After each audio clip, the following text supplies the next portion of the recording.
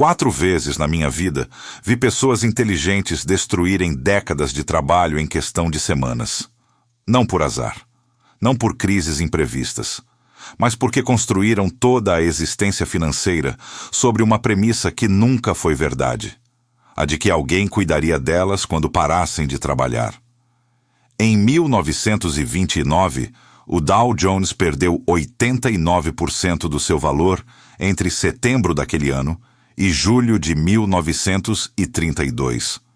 Não em um dia, não em um mês. Em quase 3 anos de destruição sistemática e silenciosa. Meu pai era advogado em Omaha. Contou-me como famílias inteiras, que trabalharam 40 anos, que pouparam com disciplina, que fizeram tudo o que a sociedade mandou, perderam absolutamente tudo.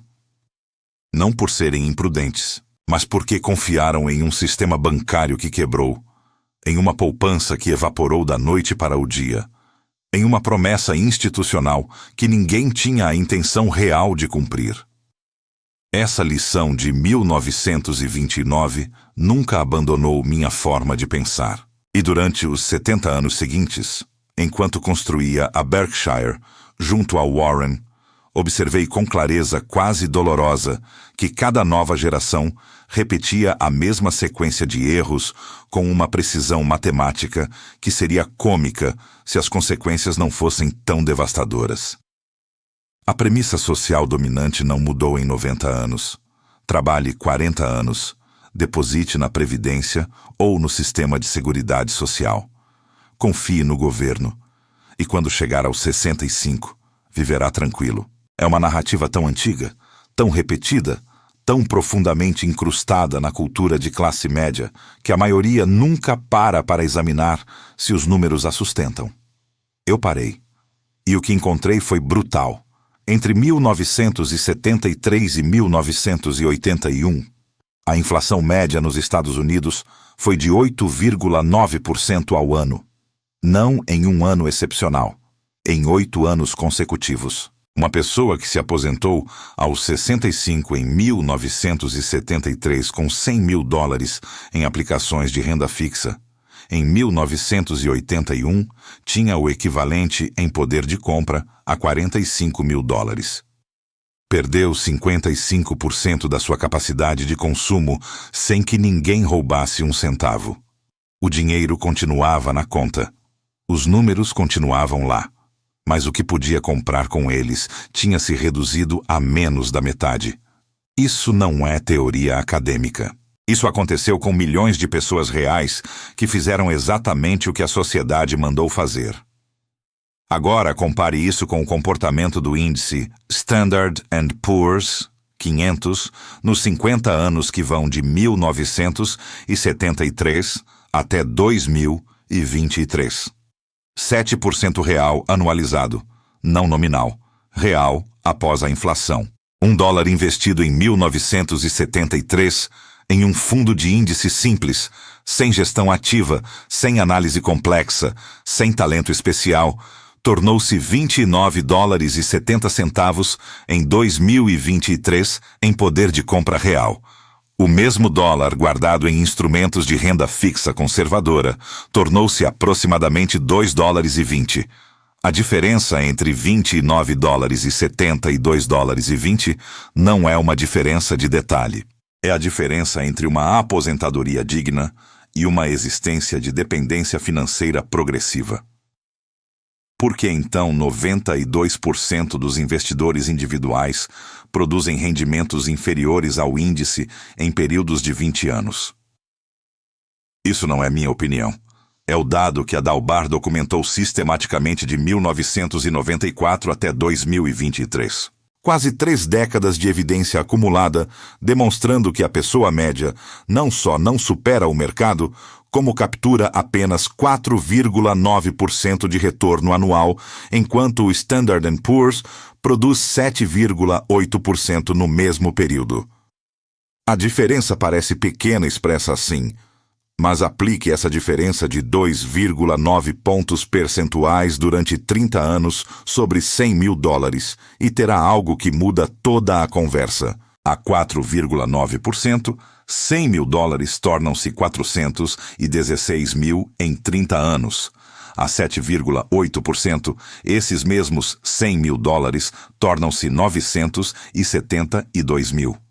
Metade de 1 milhão de dólares que desaparece não por mercados adversos, mas por comportamento humano previsível e sistematicamente autodestrutivo. Permita-me falar do caso brasileiro, porque ilustra o mesmo erro com uma variação cultural que o torna ainda mais visível. A classe média brasileira depositou durante décadas sua confiança em certificados de depósito bancário, indexados a 100% do CDI. Em termos nominais, essa taxa rondou os 10% ao ano nos últimos anos. 10% soa bem, soa como rentabilidade real. Mas a inflação brasileira média de 2010 até 2023 foi de 4,5% ao ano. Desconte isso e você tem 5,5% real antes de impostos. Aplique o imposto de renda sobre rendimentos de renda fixa, que no Brasil pode chegar a 22,5% para prazos curtos, e seu ganho real após impostos reduz-se a aproximadamente 4%. 4% real. Com esse número, R$10 mil investidos hoje tornam-se R$ 43.219 em 30 anos, não em termos nominais, em poder de compra real. R$ 43 mil para financiar 20 anos de aposentadoria, onde os custos médicos dobram a cada década. Os números não fecham. E, no entanto, a narrativa persiste. Em 2008, o Standard & Poor's 500 caiu 57% desde o seu topo. Foi uma queda que paralisou de medo a maioria. O investidor médio que vendeu no ponto mais baixo em março de 2009 perdeu uma recuperação de 400% até 2023. Não 100%, não 200%, 400%. 4 vezes o seu dinheiro em 14 anos. E a pergunta óbvia é esta: se os números são tão claros, se Benjamin Graham os documentou em 1949, se a história os confirma repetidamente, com uma regularidade quase mecânica, por que 92 de cada 100 pessoas continuam tomando as decisões erradas? A resposta não está nos livros de finanças. Está na biologia humana. E nisso, vou me deter porque entendê-lo muda absolutamente tudo o que vem depois. Visualize o aposentado típico que faz 65 anos hoje no Brasil. Trabalhou a vida toda com disciplina. Tem R$200 mil acumulados em um plano de previdência complementar do tipo VGBL. Seu fundo produziu 6% real histórico, o que já é mais do que a maioria consegue. Mas cometeu um erro que parece pequeno e tem consequências matemáticas colossais. Começou aos 35 anos em vez de aos 25. Essa diferença de 10 anos, uma única década, mudou todo o seu resultado final. Se tivesse começado aos 25, aportando R$5 mil anuais ao mesmo rendimento de 6% real, teria acumulado R$1.200.000. Começando aos 35, terminou com 500 mil. A mesma disciplina, o mesmo rendimento, o mesmo esforço mensal, mas metade do resultado final. R$700 mil que evaporaram não por nenhuma crise de mercado, mas por 10 anos de adiamento que no momento pareceram razoáveis. Warren e eu observamos esse padrão desde 1965, quando assumimos a Berkshire Hathaway com um preço de $19 por ação. Em 2023, essa ação cotava a $544 mil. Um crescimento de 28.650 vezes em 58 anos. 20% composto anual, sustentado por quase 6 décadas. Pois bem, esse número extraordinário esconde algo que pouca gente examina com honestidade.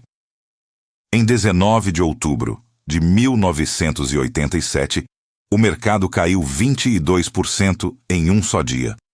Uma segunda-feira. Sem aviso prévio, sem indicadores claros. A maior queda em um dia na história do mercado americano até então.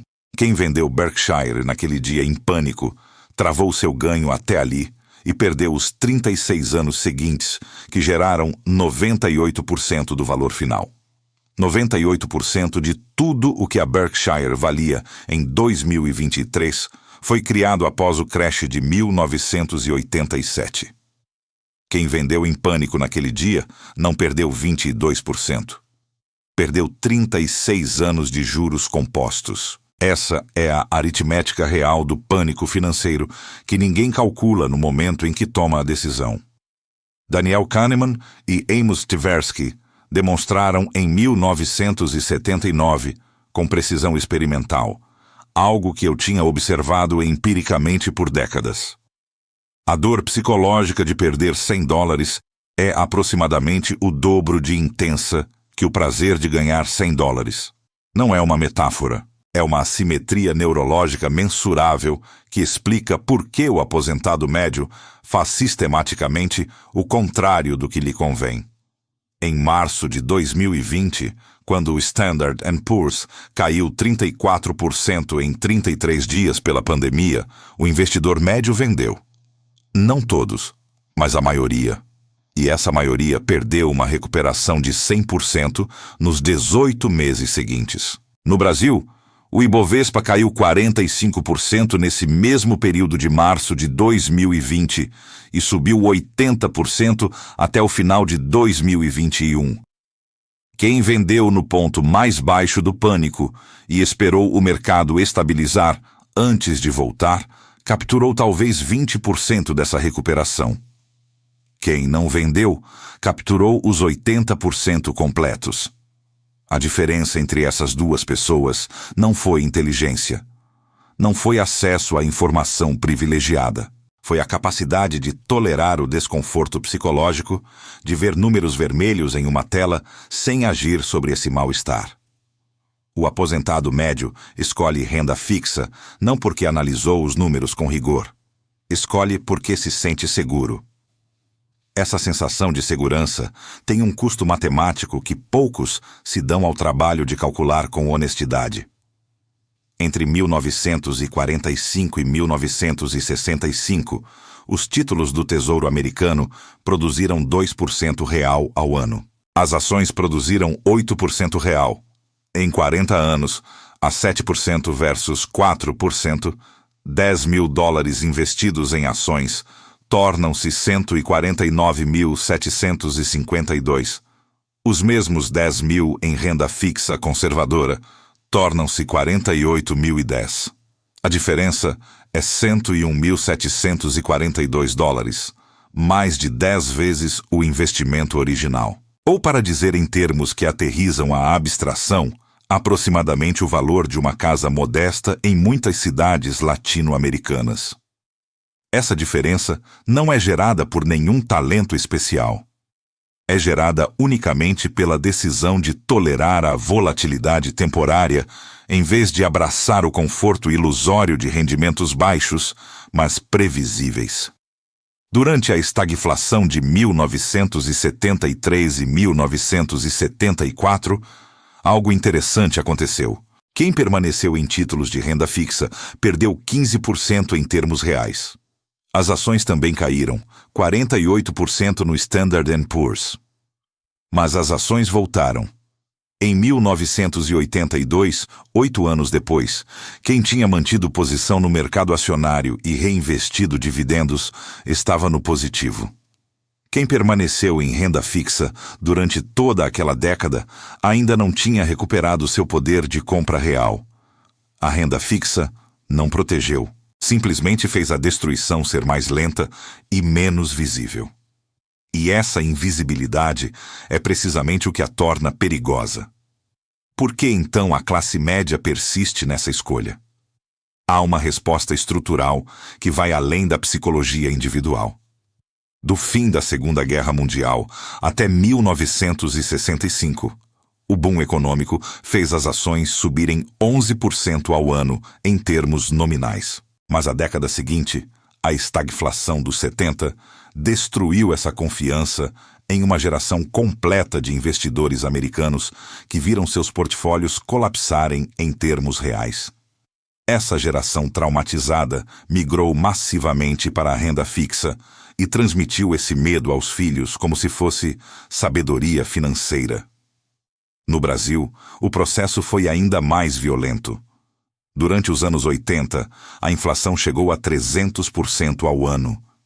300%. Uma pessoa que guardou 10 mil cruzeiros em uma caderneta de poupança em janeiro de 1980 tinha o equivalente a 100 cruzeiros em poder de compra real em dezembro daquele mesmo ano. Não em 10 anos. Em 12 meses. Essa experiência hiperinflacionária destruiu qualquer confiança em instrumentos de longo prazo e criou uma cultura financeira obcecada com liquidez imediata e rendimento mensal visível. O problema é que essa cultura sobreviveu muito tempo depois da hiperinflação terminar e hoje continua ditando decisões de investimento em um ambiente econômico completamente diferente. O governo reforça essa estrutura com incentivos fiscais que parecem favoráveis, mas que, ao analisar com cuidado, revelam-se uma armadilha elegante. No Brasil, os planos VGBL oferecem diferimento fiscal na acumulação. Soa bem, mas a maioria desses fundos está indexada ao CDI, menos uma taxa de administração de 1%, o que os deixa produzindo aproximadamente 4% real após inflação e impostos. O índice Standard & Poor's Brasil 15, que replica as 15 maiores empresas brasileiras por capitalização, produziu 8,5% real histórico. A diferença entre 4% e 8,5% sustentada durante 30 anos sobre um investimento inicial de R$100 mil é a seguinte. A 4%, você termina com R$ 324.450. A 8,5% termina com R$ 1.011.642. Mais de 3 vezes. O sistema previdenciário oficial oferece 1/3 do resultado que você poderia obter com uma estratégia de índice simples e faz isso envolvendo-o na narrativa da segurança e da prudência. Em 1972, Warren me ligou para falar de uma fábrica de doces na Califórnia. See's Candies. O preço era $25 milhões. Warren achava que era caro demais para um negócio de doces. Eu vi algo diferente. Vi uma marca com poder de fixação de preços. Uma empresa que podia subir seus preços todo Natal sem perder um só cliente. Porque os maridos compravam aqueles chocolates para as esposas e nenhum marido queria aparecer com uma caixa mais barata. Discutimos durante semanas. Finalmente compramos. 52 anos depois, a See's Candies pagou a Berkshire mais de $2 bilhões em dividendos. 25 milhões de investimento inicial geraram 2 bilhões em retornos. 80 vezes o capital original, só em dividendos, sem contar a valorização do negócio. O aposentado médio, que naquele mesmo ano depositou em um banco que quebrou em 2080, não entendeu a diferença entre um ativo de qualidade e um instrumento financeiro que transfere riqueza do depositante para o intermediário. A história do mercado acionário global de 1929 até 2023 é, em essência, uma história de paciência recompensada com uma generosidade quase obscena e de pânico castigado com uma severidade matematicamente inevitável. Na Grande Depressão, as ações caíram 89%. Quem manteve posição e reinvestiu dividendos durante o período de recuperação chegou ao ano de 2023 tendo multiplicado seu capital 30 mil vezes. 30 mil vezes. Isso não é um erro de digitação. É a aritmética dos juros compostos operando sem interrupções durante 90 anos. O crash de 1973 e 1974 levou o Standard & Poor's a perder 48%. Quem esperou até 1982 viu uma recuperação que nos 40 anos seguintes produziu 4.000% de ganho acumulado.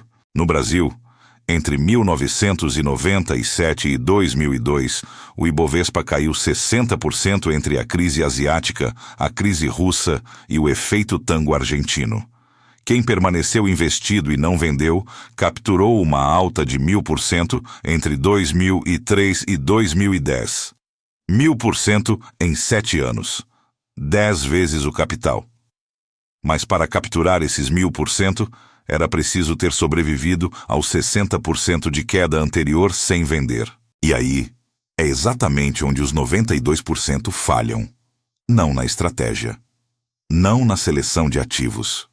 No momento preciso em que a dor psicológica supera a convicção intelectual e a mão chega ao telefone para ligar ao corretor e ordenar a venda. Permita-me mostrar a matemática do que realmente custa esse momento de fraqueza. Não em termos abstratos, em números concretos e datas reais. Em 1º de janeiro de 2000, o Nasdaq atingiu seu pico antes do colapso das empresas.com. Nos 32 meses seguintes, caiu 78%. Um investidor com $100 mil em janeiro de 2000 tinha $22 mil em outubro de 2002.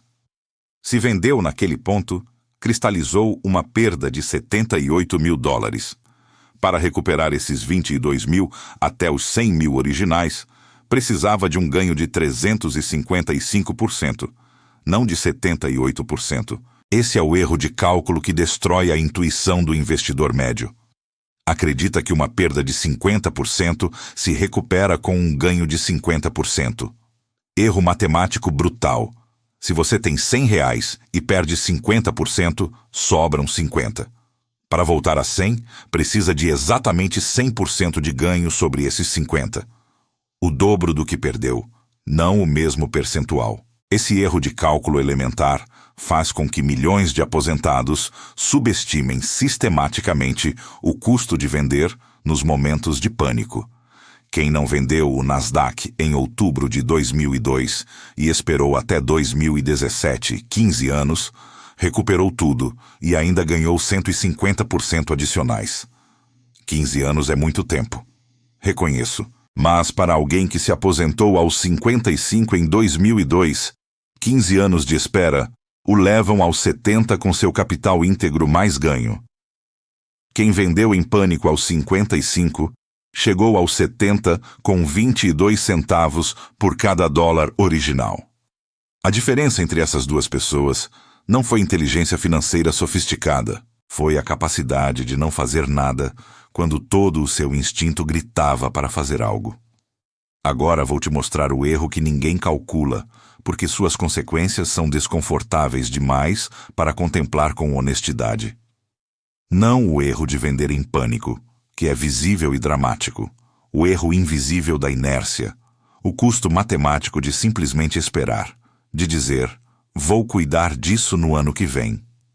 De adiar a decisão de investir por 10 anos enquanto a vida transcorre com sua urgência cotidiana. Comece com R$10 mil aos 25 anos a 7% real ao ano durante 40 anos. Você chega aos 65 com R$ 149.752 em poder de compra real. Comece no mesmo dia com a mesma quantia, mas aos 35, 30 anos em vez de 40. Você chega aos 65 com R$ 74.544, a metade exata. 10 anos de adiamento, uma única década que no momento pareceu razoável, porque havia dívidas, porque os filhos eram pequenos, porque o salário era insuficiente, porque sempre havia uma razão perfeitamente articulada para esperar, custou R$ 75.208 em poder de compra real. No contexto do salário mínimo brasileiro de 1980, ajustado pela inflação, equivale a aproximadamente 15 anos de renda de trabalho completa. 15 anos de trabalho que evaporaram não por nenhuma crise externa, mas por uma decisão de adiamento tomada em silêncio e sem drama. O físico alemão Albert Einstein, que não era economista, mas entendia os sistemas exponenciais melhor que a maioria dos banqueiros, chamou os juros compostos de a oitava maravilha do mundo. Não disse isso como elogio poético. Disse como descrição matemática de um fenômeno que opera com a mesma impessoalidade que a gravidade. Não importa se você é rico ou pobre, instruído ou analfabeto, disciplinado ou caótico. Opera em qualquer direção com igual brutalidade. A seu favor, se investir cedo e permanecer. Contra você se esperar, se vender em pânico, se pagar taxas excessivas, se permitir que a inflação corroa o dinheiro que não está trabalhando. A fórmula é implacável em sua simplicidade. O valor futuro é igual ao valor presente multiplicado por 1+, a taxa elevado ao número de períodos. Nessa equação, o expoente, o número de anos, é o fator que decide tudo. E é precisamente o fator sobre o qual a maioria exerce o menor controle consciente, porque suas consequências são invisíveis até que seja tarde demais para corrigi-las. Warren me perguntou uma vez por que a maioria dos investidores inteligentes tinha desempenho inferior ao índice de forma tão consistente. Minha resposta foi que confundiam atividade com produtividade. Acreditavam que fazer algo, analisar, girar a carteira, ajustar, reagir, era superior a não fazer nada. Mas em investimento, a inação disciplinada diante da volatilidade temporária é uma das habilidades mais rentáveis que existem e também uma das mais contraintuitivas para a mente humana, que evoluiu durante centenas de milhares de anos para reagir às ameaças, não para ignorá-las. O cérebro que te salvava do tigre na savana é o mesmo cérebro que te faz vender quando o mercado cai 20%. É um cérebro projetado para a sobrevivência imediata, não para o acúmulo de capital em períodos de 30 anos. E essa incompatibilidade entre nossa biologia e os requisitos do sucesso como investidor explica de forma mais completa que qualquer teoria financeira porque 92% falham de maneira tão consistente e tão previsível. Em 2007, a Berkshire tinha 40 bilhões de dólares em caixa. O mercado subia. Todos compravam. Os analistas nos chamavam de conservadores, antiquados, incapazes de nos adaptar ao novo paradigma financeiro. As hipotecas subprime eram empacotadas em derivativos de uma complexidade tal que os próprios bancos que os criavam não entendiam completamente sua exposição real. Warren e eu olhávamos os números e víamos algo simples. Os preços dos ativos incorporavam suposições sobre o comportamento futuro dos devedores imobiliários que não tinham nenhum precedente histórico que as sustentasse. Esperamos. 1 ano depois, em setembro de 2008, o Lehman Brothers quebrou. O Standard & Poor's caiu 57% desde o topo. E esses 40 bilhões de dólares em caixa que acumulamos enquanto todos nos criticavam tornaram-se o instrumento da maior aquisição de ativos de qualidade a preços de liquidação que a Berkshire realizou até então. Compramos 5 bilhões de dólares em ações preferenciais do Goldman Sachs, com um dividendo garantido de 10% ao ano, mais bônus de subscrição para comprar ações ordinárias. Em 2009, esse investimento nos rendeu 3 bilhões e 700 milhões de dólares em lucros. A maioria dos investidores vendia naquele mesmo período para estancar o sangramento. Nós comprávamos porque os números, não as emoções, ditavam que era o momento correto. O que fez o aposentado médio em 2008? Vendeu. Não todo mundo. Mas os dados de fluxos de fundos de investimento naquele período mostram resgates líquidos massivos, precisamente nos meses de maior queda. Outubro de 2008 registrou resgates recordes de fundos de ações. Março de 2009, o ponto exato mais baixo do mercado, registrou os maiores resgates líquidos do ciclo completo. O investidor médio não apenas vendeu. Vendeu no pior momento matematicamente possível, quando os preços estavam no seu ponto mais baixo e a recuperação estava a semanas de começar. E então, esperou o mercado subir o suficiente para se sentir seguro antes de voltar, capturando talvez 20 ou 30% de uma recuperação de 400%. Este padrão não é acidental, não é má sorte. É a expressão previsível e sistemática de uma biologia que não foi projetada para este jogo. Volto a 2008 porque o que aconteceu depois merece ser examinado com a mesma honestidade brutal com que examinamos a queda. Do mínimo de março de 2009 até dezembro de 2023, o Standard & Poor's 500 produziu um retorno total, incluindo dividendos reinvestidos, de aproximadamente 700%. 7 vezes o capital em 14 anos. Um investidor que tinha $100 mil em março de 2009 e não fez absolutamente nada, apenas manteve sua posição, tinha $700 mil em dezembro de 2023, sem talento, sem análise sofisticada, sem acesso à informação privilegiada. Apenas a disciplina de não vender quando todo o seu instinto dizia para vender. Esse é o jogo real do investimento a longo prazo. Não é glamouroso, não requer inteligência excepcional, requer algo muito mais difícil para a maioria.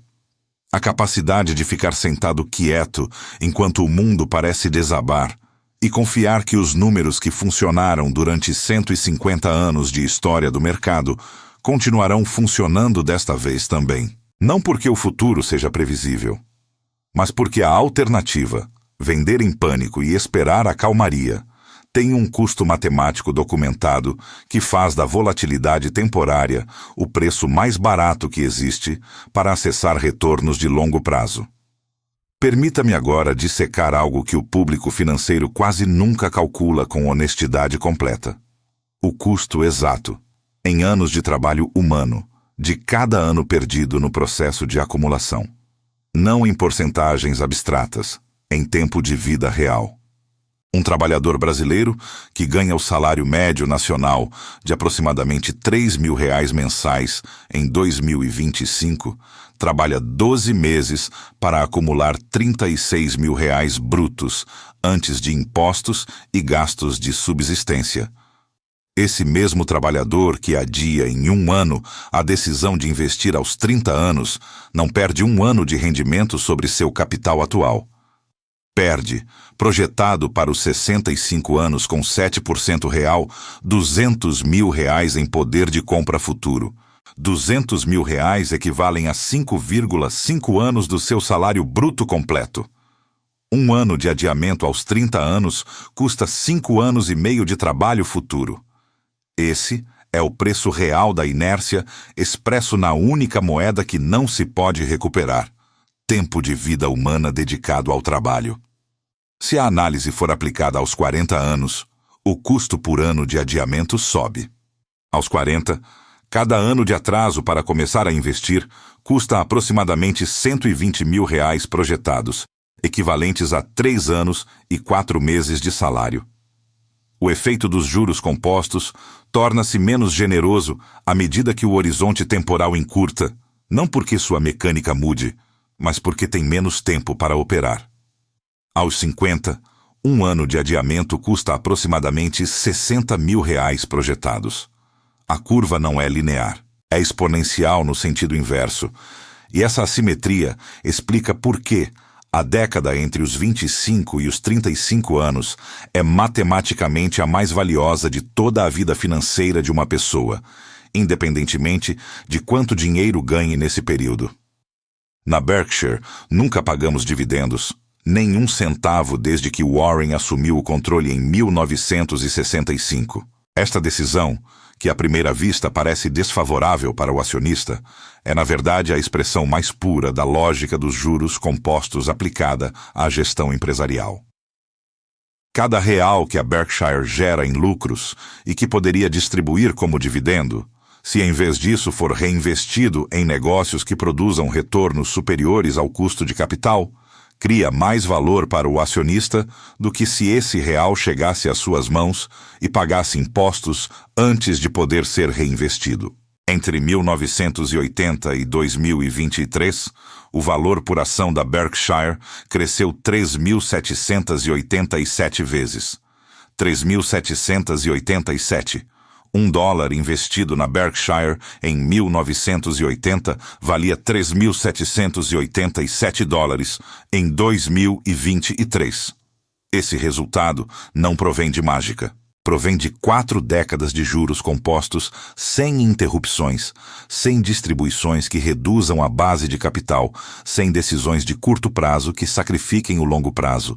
O aposentado que nesse mesmo período escolheu instrumentos que pagavam renda mensal, que se sentia bem recebendo aquele cheque regular, que interpretava esse fluxo como segurança, pagou um preço silencioso e devastador. Renunciou aos juros compostos sobre os valores distribuídos. E em 4 décadas, esse sacrifício é precisamente a diferença entre 3.787 vezes e 4 vezes. A regra dos 72 é a ferramenta mais simples e mais ignorada das finanças pessoais. Divida 72 por qualquer taxa de rendimento anual e você terá os anos que o capital leva para dobrar. A 10% ao ano, o capital dobra a cada 7,2 anos. A 4% real, o que a renda fixa conservadora produz após inflação e impostos, o capital dobra a cada 18 anos. Em 40 anos de carreira, a 10% você tem tempo de dobrar o capital 5 vezes, o que significa multiplicá-lo por 32. A 4%, você tem tempo de dobrá-lo 2 vezes e 1/4, o que significa multiplicá-lo por aproximadamente 4,7. A diferença entre multiplicar por 32 e multiplicar por 4,7 não é uma diferença de grau. É a diferença entre a independência financeira e a dependência do Estado na velhice. Quero agora conectar 2 momentos históricos separados por 78 anos, porque a conexão entre eles revela algo sobre a natureza humana que nenhum livro de psicologia financeira capturou com a clareza que merece. Em 1930, durante a Grande Depressão, meu pai observou algo que o perturbou profundamente e que me transmitiu como a lição mais importante de sua vida financeira. Os homens que perderam tudo não foram apenas os especuladores imprudentes, os que compraram ações a crédito nos anos 20. Também perderam tudo os homens prudentes, conservadores, inteligentes, que tinham acumulado capital com décadas de disciplina. Perderam não porque seus ativos colapsaram necessariamente, mas porque quando surgiram as oportunidades extraordinárias de comprar ativos de qualidade a preços de liquidação, não tinham caixa disponível. Tinham investido cada centavo em instrumentos ilíquidos ou em negócios que já não geravam fluxo. A oportunidade passou diante deles e não puderam agarrá-la. Em 2008, 78 anos depois, vi exatamente o mesmo cenário se desenrolar com uma precisão que me pareceu quase sobrenatural. Homens e mulheres inteligentes, instruídos, com décadas de experiência financeira, sem caixa disponível, quando o Standard & Poor's caiu 57% e os melhores negócios do mundo estavam disponíveis a preços que não seriam vistos novamente em gerações. A história não se repete, mas rima com uma brutalidade que deveria fazer refletir qualquer pessoa que acredite que as lições do passado são irrelevantes para sua situação presente. Permita-me agora falar de um erro específico que o aposentado de classe média latino-americano comete com uma regularidade que chega a ser estatisticamente perfeita em sua previsibilidade. Confunde rendimento nominal com rendimento real e toma decisões de décadas baseadas nessa confusão. Um certificado de depósito bancário que paga 10% nominal em um ambiente de 4,5% de inflação produz 5,5% real antes de impostos. Aplique o imposto de renda de 22,5% sobre o rendimento nominal, não sobre o real, e seu ganho real líquido cai para aproximadamente 3,7%. 3,7% real. Agora, Aplique a regra do 72.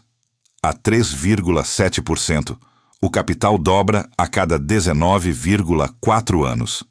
Em 40 anos de carreira, esse capital dobra 2 vezes. Você multiplica por 4.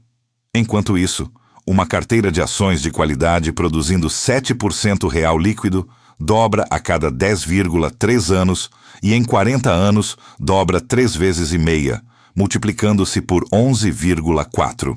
A diferença entre multiplicar por 4 e multiplicar por 11,4 sobre um capital inicial de R$100 mil é a seguinte. Você termina com R$400 mil no primeiro caso e com R$1.140.000 no segundo. R$740 mil de diferença. Isso não é resultado de uma estratégia sofisticada. É o resultado de entender a diferença entre rendimento nominal e rendimento real e agir de acordo durante 4 décadas. Existe um dado que a Dalbar documentou em seu estudo de 1994 a 2023 que me parece o mais revelador de toda a literatura financeira sobre comportamento do investidor. O investidor médio de fundos de ações nos Estados Unidos capturou 4,9% ao ano durante esse período. O Standard & Poor's produziu 7,8%. A diferença de 2,9 pontos percentuais não veio de taxas excessivas, embora estas também destruam valor. Veio do momento em que os investidores compraram e venderam. Compraram depois que o mercado tinha subido, quando se sentiam seguros e confiantes. Venderam depois que o mercado tinha caído, quando a dor psicológica se tornava insuportável. Esta sequência de comprar caro e vender barato, invertida em relação a qualquer lógica financeira elementar, é o resultado direto e previsível de deixar que as emoções ditem decisões que deveriam estar governadas exclusivamente pela matemática e pelo horizonte temporal. E o extraordinário, o verdadeiramente perturbador deste dado é que esta lacuna de comportamento manteve-se com notável consistência durante 29 anos consecutivos de evidência. Não foi um fenômeno de uma época de mercados inusualmente voláteis. Foi o resultado estável e repetível da interação entre a biologia humana e os mercados financeiros em todo tipo de condições de mercado, de alta, de baixa e laterais. Em 1988, Warren me convenceu, ou talvez eu o tenha convencido. Os detalhes de quem teve a ideia primeiro ficaram nublados após 60 anos de colaboração, a comprar ações da Coca-Cola. Pagamos $1,3 bilhão. Os analistas de Wall Street disseram que estávamos pagando um preço excessivo por uma empresa de refrigerantes em um mundo que já conhecia o produto. O que nós víamos era diferente. Víamos uma marca com presença em 190 países, com um poder de fixação de preços que lhe permitia subir as tarifas ano após ano sem perda significativa de volume. Com um sistema de distribuição que teria custado centenas de bilhões de dólares para replicar do zero. E com uma economia de escala que tornava praticamente impossível a entrada de concorrentes críveis. Em 2023, esse investimento de $1,3 bilhão nos pagava $700 milhões anuais apenas em dividendos. Recuperamos nosso investimento original mais de 5 vezes, só em dividendos, e ainda temos as ações, que agora valem aproximadamente $25 bilhões. A maioria dos analistas que em 1988 disseram que estávamos errados, vendeu suas próprias posições quando a Coca-Cola subiu 20% nos primeiros 2 anos. Capturaram 20%. Nós capturamos 1.800% mais os dividendos acumulados de 35 anos. Essa diferença entre vender com lucro razoável e manter indefinidamente é a expressão mais clara que conheço da distância que separa o trade do investimento real. Não são variações do mesmo jogo. São jogos completamente diferentes com regras diferentes, horizontes temporais diferentes e resultados finais que não admitem comparação. Quero agora examinar com precisão cirúrgica algo que a indústria financeira prefere não calcular em público, porque o resultado desse cálculo destrói o argumento central de seu modelo de negócio. O custo das taxas de gestão ativa sobre o resultado final de um aposentado em um horizonte de 30 anos. Não o custo anual visível que aparece no prospecto do fundo. O custo acumulado, composto, invisível, que se materializa unicamente quando você compara o número final com o que teria sido sem essas taxas. Um fundo de gestão ativa típico cobra entre 1 e 2% ao ano sobre o patrimônio administrado. Tomemos 1,5% como número representativo. Sobre um investimento inicial de R$100 mil, que produz 8% bruto ao ano durante 30 anos, a diferença entre pagar 1,5% de taxa e não pagar é a seguinte: com taxa de 1,5%, seu rendimento líquido é 6,5%. R$100 mil tornam-se 660 e R$ 2.242. Sem taxa, aos 8% completos, R$100 mil tornam-se R$ 1.010.296. A diferença é de R$ 348.054. 3 vezes e meia seu investimento original, que se transfere silenciosamente do aposentado para o gestor durante 30 anos de taxas anuais, aparentemente modestas. E esse gestor, em 92% dos casos documentados pela Dalbar, produz retornos inferiores ao índice após as taxas. Você paga R$ 348 mil por um serviço que estatisticamente te deixa pior do que se não o tivesse contratado. John Bogle entendeu isso em 1975, quando fundou a Vanguard e criou o primeiro fundo de índice disponível para investidores individuais. A indústria de gestão ativa o ridicularizou durante décadas. Chamaram-no de Bogle, o tolo, aquele que se conformava com a mediocridade da média. O que Bogle tinha compreendido, com uma clareza que a indústria tinha todos os incentivos para negar, era que em um sistema de soma zero, onde o mercado agrega todos os retornos disponíveis, a gestão ativa como coletivo não pode superar o mercado, porque o mercado é a soma de todos os participantes ativos. Antes dos custos, a gestão ativa em conjunto produz exatamente o retorno do mercado. Após os custos, produz sistematicamente menos. É matematicamente inevitável. Não é uma opinião sobre a capacidade dos gestores ativos. É a consequência aritmética de como os mercados funcionam como sistema. Em 2023, os fundos de índice administravam mais de 15 trilhões de dólares globalmente. Bogle tinha razão. Levou 50 anos para a evidência convencer o mercado. Mas a matemática nunca esteve em dúvida.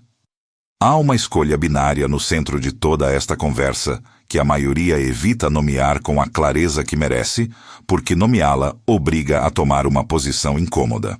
Ou você constrói um patrimônio em ativos de qualidade com horizonte de longo prazo e tolerância à volatilidade temporária, ou aceita uma erosão gradual e silenciosa do seu poder de compra, que o levará à dependência financeira na velhice. Não existe um caminho intermediário que funcione. A evidência de 90 anos de história de mercados globais, de estudos de comportamento do investidor durante 3 décadas, da matemática dos juros compostos aplicada a diferentes horizontes temporais e taxas de retorno, converge para uma conclusão que não admite nuances confortáveis. A tentativa de obter a segurança da renda fixa com os retornos da renda variável, que é precisamente o que vende a maior parte da indústria financeira de varejo, produz na prática a segurança da renda variável, que é nenhuma no curto prazo, com os retornos da renda fixa, que são insuficientes no longo prazo. O pior de ambos os mundos, não o melhor.